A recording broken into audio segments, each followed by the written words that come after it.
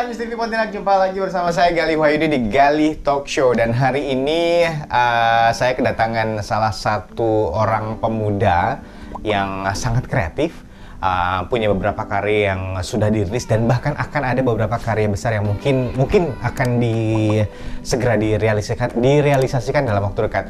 Dia adalah Pawadi Djihad. Namanya keren ya, Pawadi Djihad. Nah, dia seorang, kita bisa sebut filmmaker, sutradara atau sineas. Perbedaannya apa? Nanti kita tanya langsung sama Pak Wadi. Halo Pak, sehat? Sehat. Alhamdulillah ya. Sehat Mas Gali. Udah berolahraga hari ini? Belum. Tapi besok sih kita agendain olahraga karena kayaknya capek juga. Sibuk kayaknya ya? Ya bisa dibilang seperti itulah. Masa pandemi ini sibuknya apa? Beberapa teman-teman pegiat seni lainnya merumahkan dirinya karena satu dan lain hal. Kalau seorang Pak Wadi, apa yang dilakukan? Pandemi ya. Kalau terkait pandemi, mungkin kalau secara umum memang ketika kita berbicara film, produksi dan syuting gitu kan, memang agak sedikit pasti terkendala ya. Karena memang akan berhubungan dengan orang banyak dan komunikasi dengan beberapa orang ya. Tapi kalau saya pribadi sepertinya tetap produksi sih. Tetap produksi? Nah, tetap produksi, tetap syuting, tapi memang produksi yang dalam jangkauan yang dekat, yang nggak terlalu jauh jalannya gitu kan. Okay. Ya, produksi pun dengan kru yang sangat kecil. Pernah saya hanya berdua atau sendiri gitu. Oke. Pau, kita nanti lanjut lagi soal masalah dampaknya ya pandemi ini terhadap kegiatan seorang Pak Wadi dalam dunia perfilman di Kalimantan Barat. Kita tarik mundur lagi ke belakang. Oke. Soal sejak kapan tertarik di dunia film? Kenapa memilih dunia film? Sejak kapan tertarik? Sejak kapan tertarik? Ya kalau dibilang tertarik mungkin dari kecil saya sudah tertarik. Tapi mungkin lebih dalam tahap suka nonton film ya. Tapi kan ya film juga gitu kan. Nah kalau untuk benar-benar terjun gitu kan ke dunia film gitu kan, mungkin bisa dibilang tahun 2008. 2008? 2008 itu benar-benar pengen terjun dan mulailah jadi kru ya seperti itulah. Pengen? Kenapa? Kenapa film? Nah, kalau cerita mundur balik ke belakang, saya dulu di komunitas teater. Awalnya teater. Dari SMA itu senangnya teater. Jadi basic awalnya adalah dari dunia teater terlebih dahulu. Di dunia teater, di SMA saya gabung sama komunitas teater. Setelah selesai SMA, masih di teater dan mencoba untuk berani jadi director di sebuah pementasan. Oke. Di film ini kan banyak ini ya, banyak apa sih namanya? Divisi. Dia divisi gitu. Ada bisa dibilang kameramen atau apapun itu namanya, sutradara dan lain-lainnya. Kemudian aktrisnya, aktornya. Iya. Kenapa milih sutradara? Kenapa tidak pengen jadi artisnya saja? Kenapa tidak pengen jadi bintang filmnya saja sekalian? Kalau ada peluang saya mau jadi artisnya. Kan bisa meng-hire diri sendiri di film kita sendiri untuk jadi bintangnya. Iya, bisa juga. Kalau kayak siapa ya? Kalau aktor itu ada Jackie Chan lah gitu kan. Ada beberapa aktor yang juga menjadi sutradara. Iya. Seperti yang kita tahu kalau kita justru Joko Anwar justru muncul juga di filmnya kan. Iya. Sering ya kan. Hanung, cameo gitu kan. Jadi cameo Hanung. Kalau jadi cameo sih biasa juga. Biasa juga ya. Di filmnya teman gitu kan. Nggak pengen jadi artisnya, jadi aktor utamanya? Enggak sih. Belum ada yang menawarkan. Ya kalau ada yang menawarkan saya timbang-timbang kayaknya. Saya pertimbangkan. Kenapa milih jadi sutradara? Berawal dari teater itu sendiri. Di teater itu kan saya sempat ngedirect atau nyutradarai kan namanya kalau teater kan pementasan. Tapi balik lagi setelah keinginan saya atau sayanya suka nonton film gitu kan. Ya ada rasa mungkin ketidakpuasan secara pribadi gitu kan. Pengen nih kayaknya nih gimana sih nyutradarai film. Oke. Itu sih.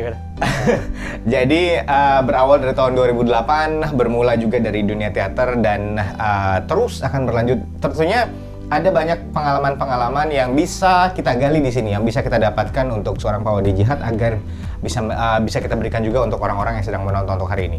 Dan pemirsa, kita akan balik lagi tentunya dengan pertanyaan-pertanyaan selanjutnya. Saya penasaran tentang karya apa yang pertama yang digarap dan mungkin ada film-film yang memorable pada saat dulu yang akhirnya ini aku pengen jadi sutradara. Nanti kita tanya setelah yang berikut ini.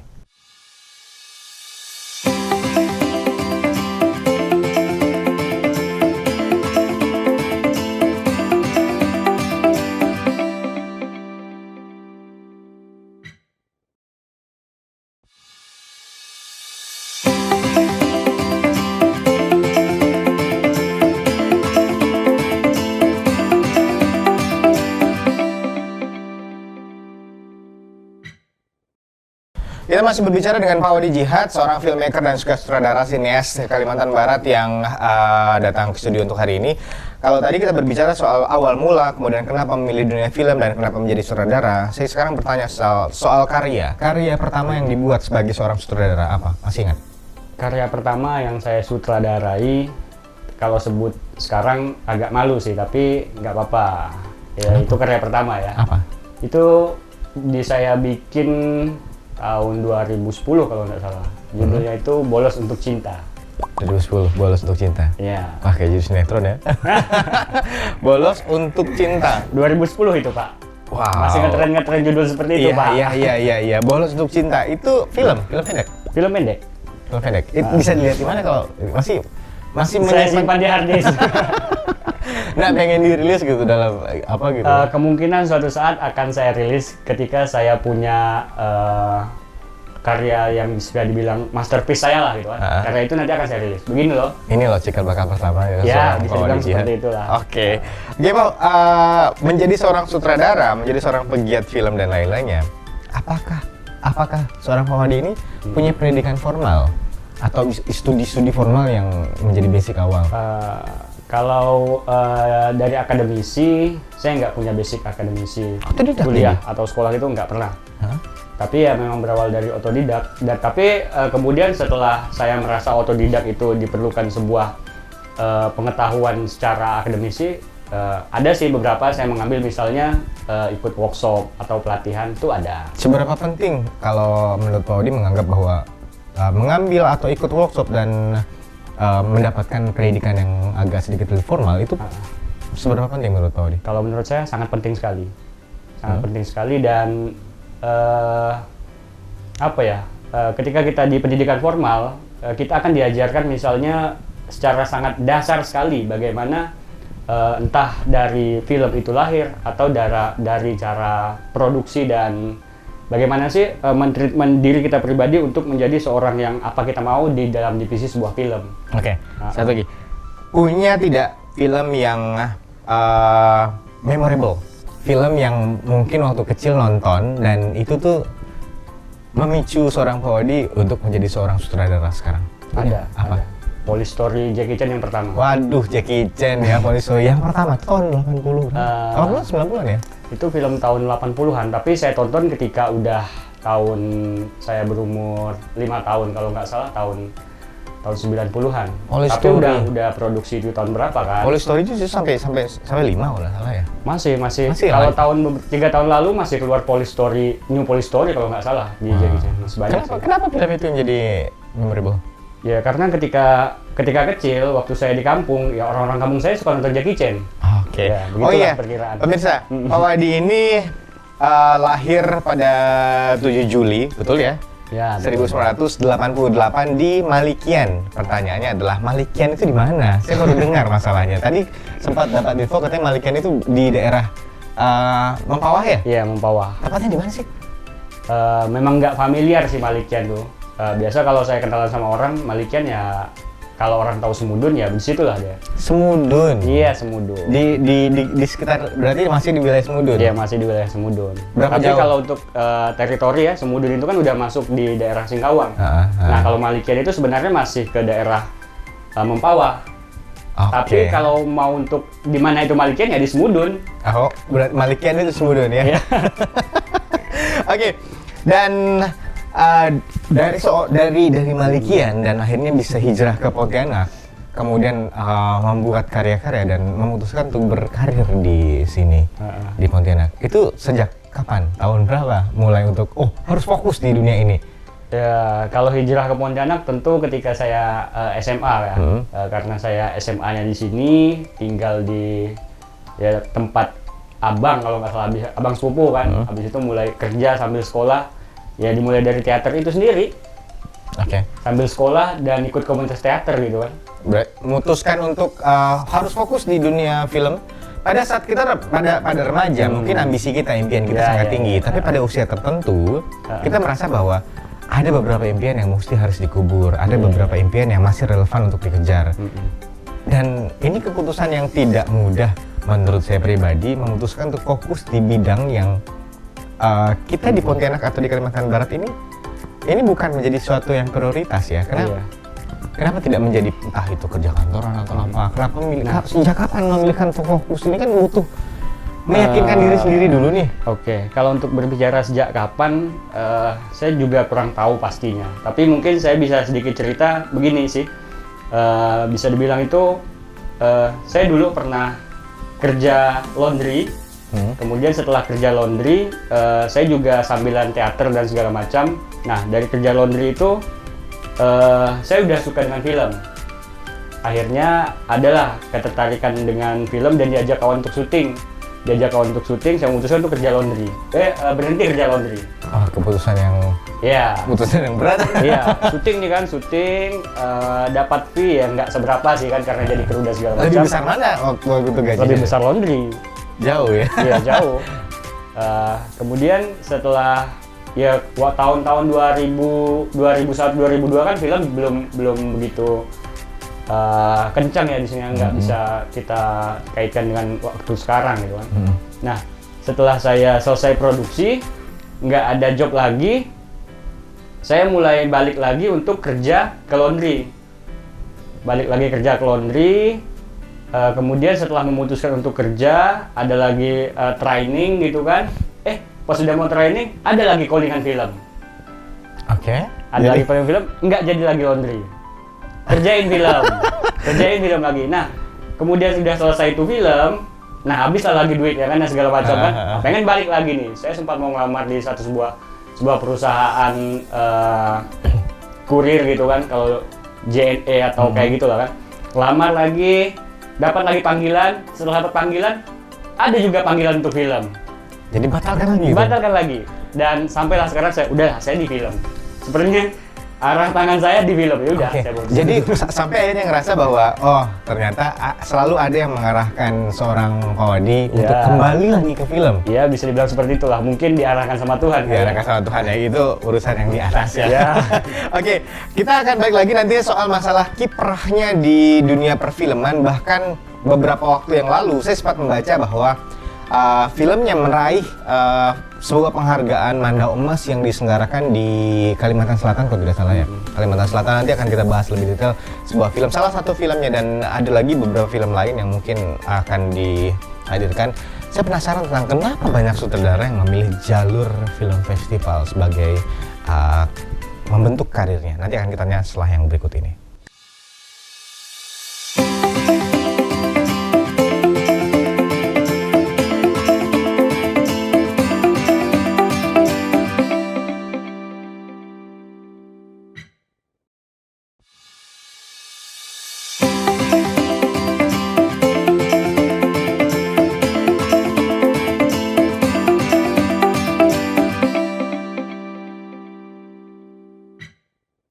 Seorang Pak Wadi Jihad yang sudah berkiprah dari tahun 2008 dan fokus akhirnya merilis film perdana, bisa dibilang adalah karya awalnya adalah tahun 2010, Bolos Untuk Cinta. Walaupun kita juga belum pernah lihat ya, belum berani mungkin beliau untuk merilisnya sekarang. Nanti kita secara personal datang ke rumahnya untuk mengobrak-abrik isi komputer, dan pasti akan ketemu filmnya di mana. Dan salah satu hal yang menarik kalau di sosial media kita baca ada beberapa informasi yang beredar tentang sebuah festival film Kalimantan, yaitu Ahruh Film Kalimantan 2018. Satu film karya dari Pak Wadi Jihad mendapatkan penghargaan Mandau Emas. Nah, Pau, cerita soal film ini. Film ini kalau tidak salah judulnya adalah Bagian Tengah Masih Terang. Film apa ini? Ini film drama. Film drama. Durasinya berapa? Ini film pendek ya? Film pendek. Durasinya berapa? 16 menit. 16 menitan. Oke, bagaimana ceritanya bisa ikut ke Ahruh Film Kalimantan? Ahruh Kalimantan ya? Iya. Sebenarnya film ini nggak sengaja juga sih diikutin ke festival, tapi karena saya bikin itu ceritanya sebenarnya tentang memorable saya masih kecil. Soal apa cerita ini? Memorable masih kecil kayak menarik ini. Nah, waktu kecil ayah saya dulu bukan sering kerja sih, memang kerja di perusahaan kayu. Kalau di Pontianak itu nyebutnya sawmel. Oh iya, ya, kita kan? itu sawmel. Nah, ketika saya waktu kecil itu sering diceritakan sama ayah saya tuh, dulu tuh ayah tuh kerja sawmel. Nah, di sawmel itu dulu tuh kalau kerja kayunya kayak gini. Nah setiap malam tuh, apalagi malam minggu tuh ada namanya kopi pangku di depan somel. Nah, begitulah. Dan akhirnya itu kopi pangku. Dan ya ketika saya mendengar kata-kata kopi pangku dari orang lain, kopi pangku tuh kayak gini loh, kita pergi ngopi, kemudian ada ceweknya segala macam. Dan itu di mana sih? Saya penasaran di mana sih kopi pangku kalau di Pontianak, di daerah dekat-dekat somel gitu kan. Akhirnya saya mulailah pelajari tentang kopi pangku, baca-baca artikel tentang kopi pangku, dan saya tahu kopi pangku itu apa gitu kan. Pernah nyoba kopi pangku? Dan akhirnya saya riset ke sana karena saya akan menulisnya gitu kan. Berarti langsung terjun ke lapangan untuk melihat, langsung. untuk riset. Ya awalnya sih saya pergi ke sana bukan ngopi sebenarnya, sekedar silaturahmi gitu kan, dan nanya yang punya. Kemudian pernah juga ngopi, tapi off the record lah itu ngopinya. Saya pribadi sih lebih mendalami masalah di sana sih ya, bukan tentang bagaimana cara ngopi dan interaksi dengan antara perempuan dan laki-laki, tapi lebih ke bagaimana sih literatur kehidupan di daerah kopi pangku. Nah kebetulan ketika saya riset, saya menemukan sebuah subjek yang bertolak belakang dengan kehidupan di kopi pangku. Ada seorang AI Cina punya anak satu dan udah tinggal suami, tapi malah ketika dia hidup di daerah kopi pangku, dia bisa berhasil menguliahkan anaknya sampai selesai, dan anaknya sekarang bisa dibilang tuh ya berhasil lah karena punya titel dan pekerjaan yang layak. Dan sama sekali di daerah kopi pangku dia nggak jual minuman keras, dia malah jualan kopi dan melarang orang-orang yang misalnya numpang kopi di situ dengan dalih pengen ngopi tapi ujungnya berdua-duaan. Dia sangat melarang itu dan bisa bertahan hidup di situ. Nah itu sih sebenarnya yang saya angkat. Itu realita ya. Realita. Oke. Itu film ini bagian tengah masih terang mendapatkan penghargaan Mandau Emas di Aru Film Festival Kalimantan 2018. Dan ini katanya Paul sendiri mengatakan bahwa ini masih terus berjalan menuju ke mungkin ke beberapa festival lagi. Yeah. Film ini masih akan terus lanjut tentunya. Masih akan terus, mungkin masih bisa saya lanjutkan 1 atau 2 tahun lah. Oke, beberapa filmografi yang saya catat di sini adalah Natuna, yang karya dari Pak Wadi, kemudian bagian tengah masih terang, kemudian Slow Jak Boy, dan ternyata nambah lagi di sini adalah Bolos Untuk Cinta. Kenapa setiap disebut Bolos Untuk Cinta ini agak sedikit gimana gitu? Memang filmnya kenapa? Ada apa dengan filmnya? Karena itu film pertama dan pasti akan selalu saya ingat, dan judulnya ya lucu gitu sih kalau untuk diingat di zaman sekarang. Oke. Pemerannya masih ingat siapa aja? Masih. Teman-teman saya semua dan sekarang udah punya anak gitu. Oke, kita berbicara soal festival. Ini pertanyaan yang umum mungkin ya untuk awam seperti saya yang mungkin tidak terlalu banyak tahu soal dunia perfilman. Banyak sutradara, baik itu lokal dan juga ini, menargetkan filmnya harus ikut festival. Nah, sedangkan menurut saya pribadi adalah sebuah karya seni itu mungkin tidak apa ya, ini masalah selera ya, masalah ini, tapi mungkin di festival ada standar khususnya. Dan kenapa beberapa sutradara termasuk Pak Wadi lebih dominan ikut festival atau apa gitu ya, lebih sering submisi filmnya ke festival-festival itu untuk apa sebenarnya? Bahkan film itu tidak ditontonkan secara umum. Seperti bagian tengah masih terang justru sampai sekarang belum dipublish. Itu dibuat tahun berapa? 2018 dan sampai 2020 belum dipublish ke umum. Ada sih di platform yang bisa dibilang sedikit umum tapi jarang diakses. Memang biasanya untuk ke platform itu memang film-film yang khusus yang terseleksi, nggak semudah di YouTube. Oke, nah kenapa harus festival? Pertama, ketika film saya harus di festival, saya pribadi disitulah kita akan mengukur sampai kemana kemampuan kita. Oke. Untuk mengukur sampai kemana kemampuan dan batas dari audiens yang menonton mungkin. Kalau untuk audiens yang menonton mungkin ketika film-film yang mengarah ke festival itu yang nonton kan otomatis adalah orang-orang yang benar-benar menyukai film dan bahkan itu bukan film-film mainstream ya. Nah itu juga sih filmnya. Ketika saya memilih untuk membuat film bagian tengah masih terang, memang udah dari awal saya putuskan ini harus ke festival. Karena ketika saya upload atau misalnya upload di YouTube atau platform seperti ya, media streaming yang mudah diakses, saya rasa memang kemungkinan besar tidak akan mendapat penontonnya di situ. Oke, betul juga ya. Ini memang berat konsep dan juga idealisme yang mungkin ingin disebarkan ke orang lain, mungkin tidak semua orang bisa memahami itu. Jadi mungkin hanya dipilih dan akan ada waktunya dilepas ke umum. Berbicara soal pengalaman, Pak Odi ini sudah berkiprah cukup lama di dunia film dan ikut juga di banyak membantu di beberapa film. Salah satunya adalah Aruna dan Lidahnya, betul? Kemudian juga Aruna dan Lidahnya ini kalau yang belum tahu film yang dibintangi oleh Nicholas Saputra, kemudian Dian Sastro, Hana Al-Rashid, Oka Antara ya. Kemudian juga ada Istirahatlah Kata-Kata. Ini film tentang Wiji Tukul ya. Wiji Tukul yang ternyata berdasarkan informasi sejarahnya itu pernah lama berada di Pontianak. Nah, cerita soal keterlibatan di film-film ini. Kalau untuk keterlibatan di film bisa dibilang ya secara nggak sengaja juga sih. Waktu itu saya garap film, judulnya film Mira.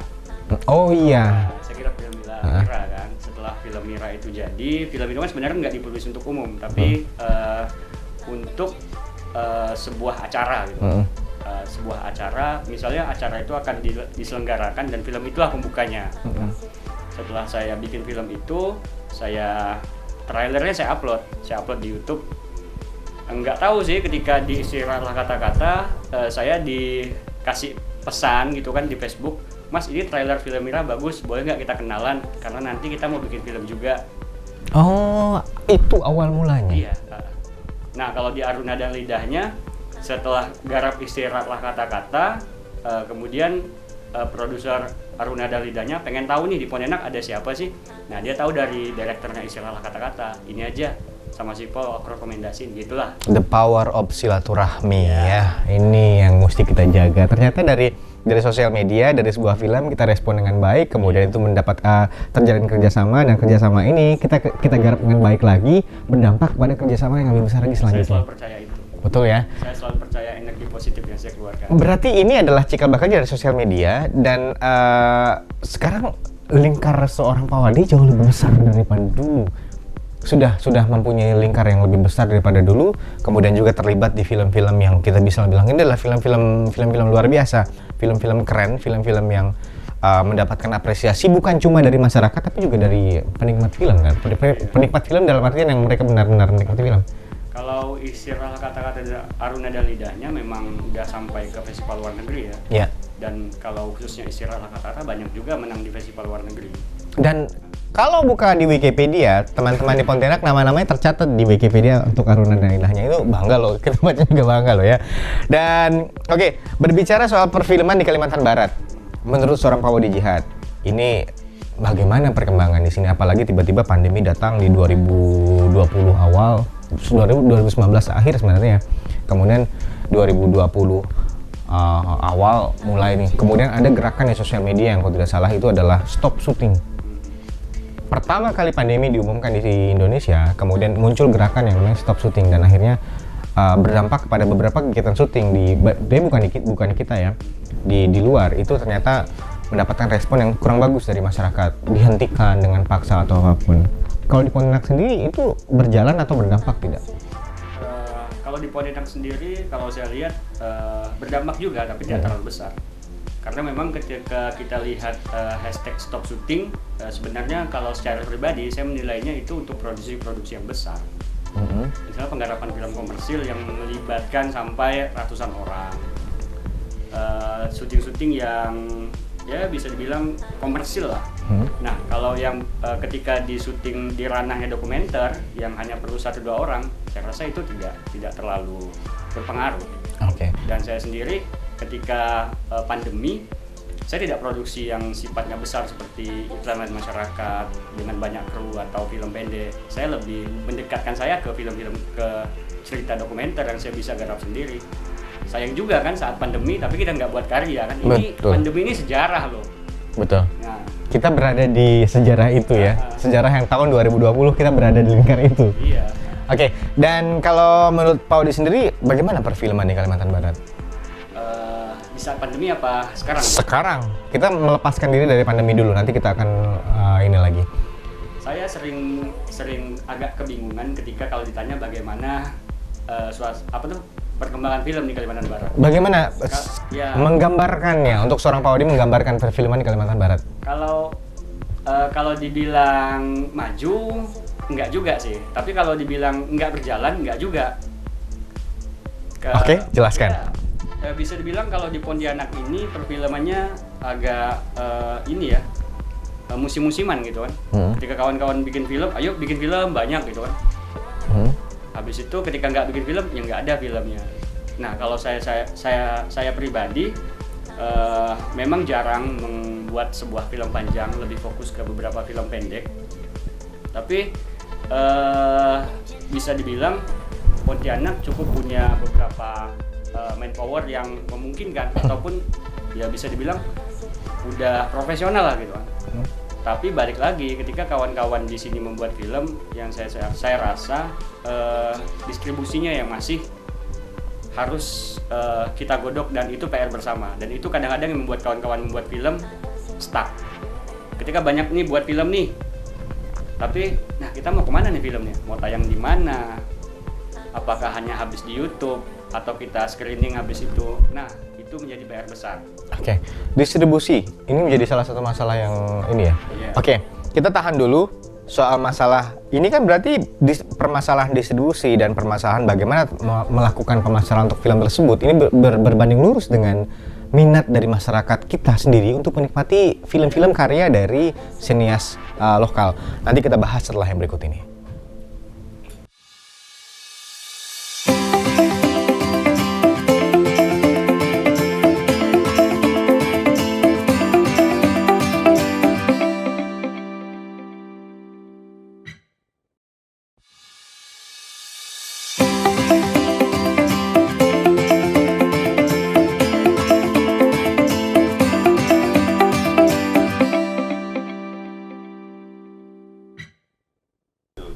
Kita masih bersama Pak Wadi Jihad yang membahas soal perfilman Kalimantan Barat. Kita tidak spesifik ya, kita tidak berusaha untuk menggurui atau mencoba mencari pembenaran di sini, tapi kita mencoba untuk mencari konklusi bersama-sama agar perfilman Kalimantan Barat seperti yang disampaikan tadi ada sedikit mut-mutan, kalau misalnya lagi musim-musiman tiba-tiba ramai, tiba-tiba menghilang gitu ya.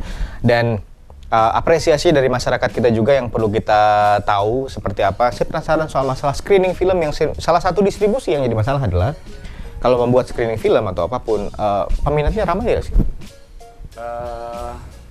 Kalau saya pribadi biasanya ramai juga, ramai. Tapi ya itu ketika saya screening orang-orang yang di sekitaran saya, teman-teman yang saya kenal, dan ya mungkin mereka datang untuk mengapresiasi gitu kan. Sangat jarang sekali ketika saya screening itu orang-orang yang ini dari mana nih, ini dari mana nih. Berarti dia ada lingkarnya kita juga yang datang untuk tapi menonton. Kemarin saya sempat mendengar kita di Pontianak tuh kawan-kawan punya komunitas layar keliling, Yarling. Ya. Yarling itu sempat berjalan kemarin sebelum ditunda karena pandemi kan. Mereka bilang itu pernah bikin pemutaran, dan ketika yang nonton itu walaupun sedikit tapi orangnya itu bukan di lingkaran mereka. Ini penting ya. Iya, dan saya rasa itu sebuah informasi yang menyegarkan lah. Berarti kan kita butuh nih kerjasama dengan pihak-pihak luar yang tidak berhubungan dengan tim produksi kita sebagai seorang filmmaker. Sangat penting. Ya, seperti kayak Yarling yang benar-benar fokus pemutaran film. Oke, ini udah ketemu jalurnya. Berarti peminat-peminat film yang ngerasa bahwa mereka punya peran untuk ikut andil memperkenalkan film-film sinias-sinias Kalimantan Barat kepada orang lain dengan cara seperti itu, membuat banyak kegiatan-kegiatan independen ya. Dan kita berbicara soal ini, tadi soal disebut bahwa film Kalimantan Barat, film Pontianak ini, bilang musiman, atau kadang lagi pas orang buat film tiba-tiba buat film juga ramai. Bagaimana cara seorang Pak Wadi Jihad dari 2008 sampai dengan 2020 sekarang, dan masih akan terus berlanjut selanjutnya karena sudah ditetapkan sebagai jalan hidup ya. Ditetapkan sebagai ini adalah jalan hidup seorang Pak Wadi. Tidak akan mungkin beralih menjadi pengusaha yang lainnya. Mungkin bisa jadi sih ada usaha lain gitu ya. Tapi tidak akan mungkin bekerja di laundry lagi, tapi menjadi pemilik laundry ya mungkin ya. Berbicara soal menjaga semangat supaya tetap hidup di dunia yang naik turun semangatnya ini gimana? pada saat apresiasi turun tiba-tiba lemas banget. Ini untuk menjaga seperti ini. Kalau saya pribadi, saya sering memilah antara idealis dan realistis gitu. Nah, Jabarkan. ya, kalau berbicara tentang idealis, tentu saya membuat film dengan karya-karya yang notabene itu untuk lebih ke arah festival, dan ini ide saya, dan saya rasa tidak ada, misalnya tidak ada apa ya, sponsor dan segala macam, saya rasa saya kesampingkan dulu. Tapi ketika saya berbicara tentang realistis, tentu saya akan misalnya membuat film untuk dinas pariwisata atau dinas-dinas yang lainnya. Nah, saya sering memilah itu. Oke, berarti tidak menutup diri untuk kemungkinan bekerja sama dengan pihak manapun. Sangat tidak menutup diri. Oke, jadi realistis ini untuk mendapatkan hal-hal yang lebih yang tidak bisa didapatkan di idealis, dan juga idealis ini untuk mengeluarkan sisi sebenarnya dari seorang Pak Wadi. Orang kan mungkin bisa dibilang ada yang kayak gini nih, idealis dan realistis itu hal-hal yang sulit, tapi kalau saya pribadi tinggal penyesuaian aja sih. Berarti bisa kan? Bisa. Idealis dan realistis itu bisa berjalan beriringan. Bisa dikawinkan malah. Oke, idealisme yang realistis. Iya. Betul? Nah, misal kayak gini, kita ketemu eksekutif produser, kita mau membuat sebuah film yang idealis gitu kan. Nah, bagaimana cerita idealis kita itu bisa relate dengan eksekutif produser yang mengeluarkan dana sehingga ide idealis ini bisa diterima oleh masyarakat dan kita bisa menjadikan dengan penonton yang banyak. Misalnya seperti itulah contohnya. Oke, berbicara soal pendanaan yang disinggung barusan, bagaimana cara kalian mendapatkan pendanaan? Soal film ini butuh biaya yang besar, yang tidak sedikit ya. Pak Wadi punya ide, punya cerita dan lainnya, punya konsep lainnya, tapi tidak punya dana untuk mewujudkan ide itu bagaimana ceritanya? Bagaimana caranya untuk mendapatkan dana agar bisa menjalankan? Menarik juga sih. Kalau saya ingat dan tarik mundur ke belakang, saya buat film hampir dibilang nggak pernah ngeluarin modal. Nah, bagaimana caranya bisa mendapatkan dana tersebut? Pertama tentu kuncinya kita harus punya ide cerita yang bagus ya. Ketika kita punya ide cerita yang bagus, saya pasti yakin pasti ada aja orang yang mau ngedanai film itu. Di luar dia dari dibalikin modalnya atau nggak dibalikin modalnya, ketika itu relate dengan apa yang visi dengan cerita itu, saya rasa dia akan ikhlas gitu kan untuk ngeluarin modalnya. Tapi kalau untuk strategi, biasanya untuk karya saya lebih suka funding. Funding? Iya, funding. Itu untuk karya, misalnya untuk film-film festival itu? Festival. Biasanya kan kita kan ada tiap tahun itu kan pasti banyak sekali submit ide, submit proposal, dan itu kita ajukan. Nah, terakhir kemarin ada film Kurang 2 On yang saya produseri, itu dijain sama KPK. Oke. Terus kalau yang beberapa film misalnya, kalau film Mira, Natuna, film Mira itu dari yayasan, film Natuna itu dari pemerintahan. Nah, saya rasa ketika membuat film itu keterbatasannya modal, kayaknya enggak sih. Saya rasa sampai sekarang saya kalau buat film enggak pernah modal. Oke, ini sudah dirasakan langsung oleh Pak Wadi. Dan kita ke selanjutnya. Saya penasaran soal Sineas Kalbar banyak.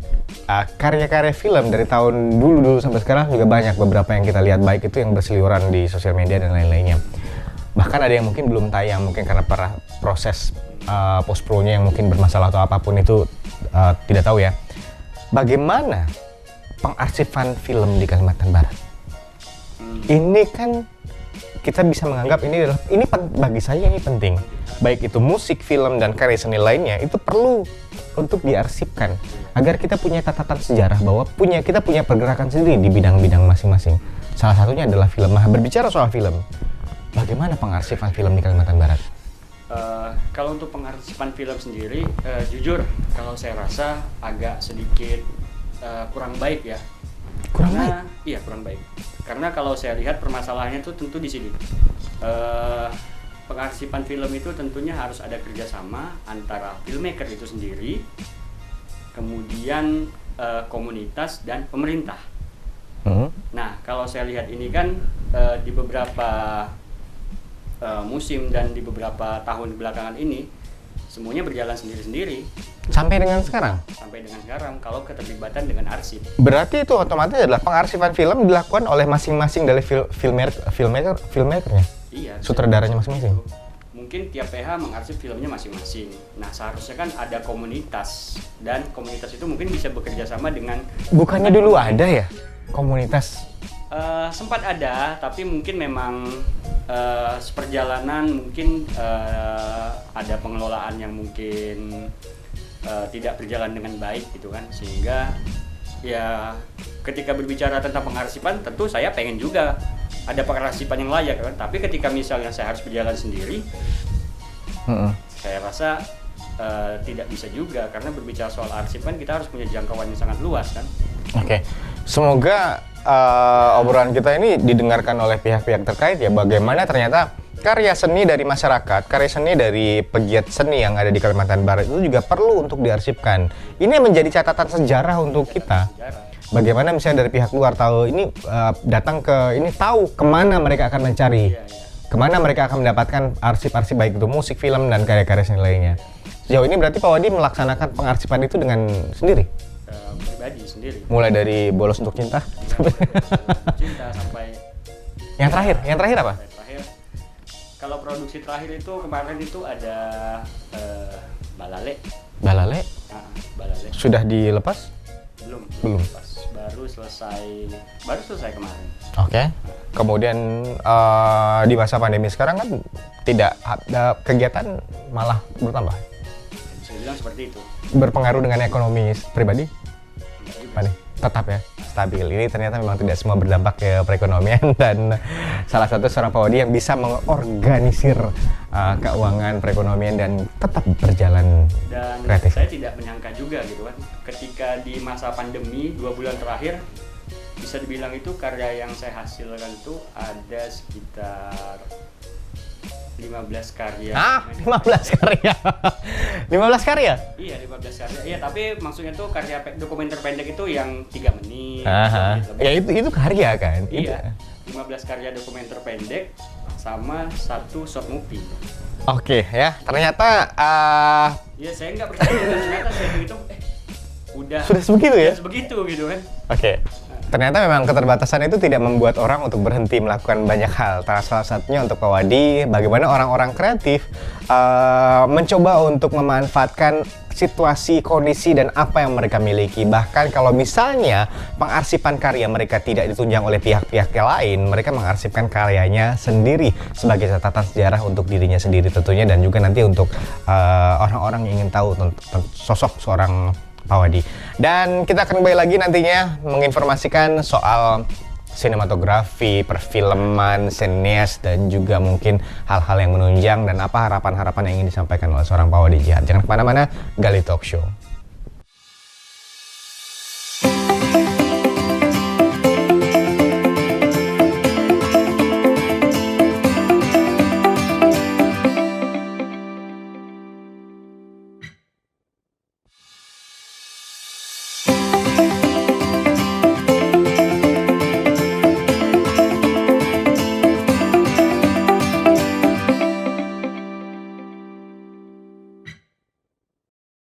Oke, di waktu-waktu kita menikmati masa-masa pandemi yang kita tidak tahu kapan selesainya, tapi harapan kita segera berakhir, dan kalaupun mungkin belum akan berakhir dalam waktu dekat, kita bisa menyesuaikannya dengan keadaan yang baru, keadaan yang lebih bisa disukai. Karena seperti yang Pau bilang tadi, berpengaruh ya, berpengaruh untuk salah satunya adalah pola hidup yang berubah, gaya hidup yang berubah.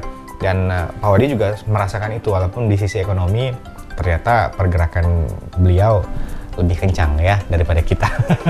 Oke, sekarang yang terakhir adalah apa harapan-harapan seorang Pak Wadi Jihad untuk sineas-sineas pemula, mungkin yang baru ingin memulai di dunia perfilman, ingin menjadi seorang sutradara, yang ingin bergabung menjadi sineas Kalimantan Barat, bahkan mungkin the next big thing dari Kalimantan Barat menuju ke luar. Kalau harapan saya pribadi tentu saya tidak berharap sama diri saya sendiri, tapi lebih berharap kepada Kalimantan Barat sendiri. Karena saya pengen Kalimantan Barat itu punya pasar film yang bisa dikelola oleh pulaunya sendiri. Pengen saya itu, dan tentunya Kalimantan Barat punya regenerasi film yang orang-orang film yang ya punya semangat dan daya juang yang baik sih. Karena sampai saat ini saya masih ragu akan regenerasi itu sendiri. Kenapa? Ya bisa dibilang ketika saya membuat film di jalur festival, baru hanya saya nih. Oh gitu? Iya. Apa ya? Saya harap sih itu sih kawan-kawan terus bisa apa ya, survive dan bisa berusaha bagaimana sih tentang nge-brand diri seorang menjadi director itu jalurnya seperti apa. Saya rasa kawan-kawan ya kalau bagi saya pribadi, saya tuh sering mengatakan energi positif yang kita keluarkan tuh akan balik ke kita lagi. Betul. Jangan takut itu sih sebenarnya. Gitu. Oke. Dan kalau berbicara soal masalah potensi, kita di daerah manapun semuanya masing-masing pasti memiliki potensi asal mau untuk menggalinya saja. Dan salah satunya di Kalimantan Barat, walaupun mungkin saat ini Pak Wadi masih bergerak sendiri untuk menyampaikan ide-idenya. Saya masih bimbang sebenarnya. Masih bimbang karena Ya dengan regenerasi itu sendiri. Sudah menemukan potensi baru mungkin di era di bawah. Ada beberapa, tapi memang harus banyak dan harus digali lagi. Atau mungkin karena ini juga pengaruh sosial media yang membuat orang lebih ingin menjadi seorang content creator dengan durasi yang 1 menit, 15 menit atau apa? Enggak salah juga. Dan content creator itu biasanya cikal bakal untuk menjadikan seseorang siapa dia sebenarnya. Dan itu banyak ya. Salah satu Ernest Prakasa. Iya. Kemudian ada banyak sutradara-sutradara lainnya. Oke, tapi mudah-mudahan harapan kita regenerasi ini akan terus berlanjut ya. Iya. Apapun itu, dan Harus berlanjut. jangan pelit Pak untuk bagi ilmu ke rekan-rekan yang lain. Ya, bagi siapapun yang menonton ya saya sangat menerima sih. Bagi entah siapapun yang ingin sharing, ingin belajar, saya pasti open sekali. Oke, terima kasih Pak untuk hadir di sini. Terima kasih banyak. Mudah-mudahan apa perbincangan kita ada manfaatnya untuk teman-teman yang ingin memulai dunia perfilman, ingin terjun ke dunia perfilman, atau mungkin ingin tahu lebih banyak soal dunia perfilman. Bagaimana cara mencari data-data perfilman di Kalimantan Barat, ternyata yang pengarsipannya masih sangat kurang sekali. Mudah-mudahan akan ada pihak-pihak lain yang mencoba untuk mengumpulkan karya-karya Kalimantan Barat untuk disimpan di satu tempat tertentu agar lebih mudah diakses dan pendataannya juga menjadi lebih mudah tentunya. Terima kasih sekali lagi sudah bergabung bersama kita di Gali Talk Show untuk hari ini, dan sampai jumpa lagi di perbincangan selanjutnya.